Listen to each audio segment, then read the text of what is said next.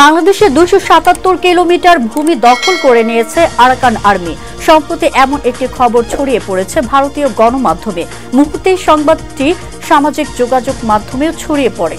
এ নিয়ে বেশ কিছু স্থানীয় সংবাদ মাধ্যমে সংবাদ প্রকাশিত হয়।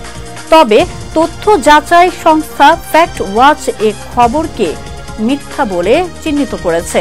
ফ্যাক্ট ওয়াচের প্রতিবেদন অনুযায়ী 14 ডিসেম্বর এক বিবৃতিতে তারা জানায় যে আসলে আরাকান আর্মি মিয়ানমারের রাখাইন রাজ্যের মংডু শহরের নিয়ন্ত্রণ নিয়েছে। বাংলাদেশ মিয়ানমার সীমান্তের প্রায় 300 কিলোমিটার এলাকার মধ্যে তাদের কার্যক্রম বৃদ্ধি পেয়েছে। তবে আরাকান আর্মি বাংলাদেশের সীমানায় এসে কোনো ভূমি দখল করেনি। সংস্থাটি আরো উল্লেখ করেছে যে মিয়ানমার বা আরাকান আর্মি বাংলাদেশের সীমান্তে কোনো অবৈধ দখল বা অনুপ্রবেশ ঘটায়নি, বরং মিয়ানমারে ঘটনাটির লড়াইয়ের কারণে বাংলাদেশ সীমান্তের ওপারে বিদ্রোহী গোষ্ঠীটি কিছু এলাকা নিয়ন্ত্রণে নিয়েছে। এই পরিস্থিতির কারণে বাংলাদেশ সীমান্তে সতর্কতা বজায় রাখা হয়েছে।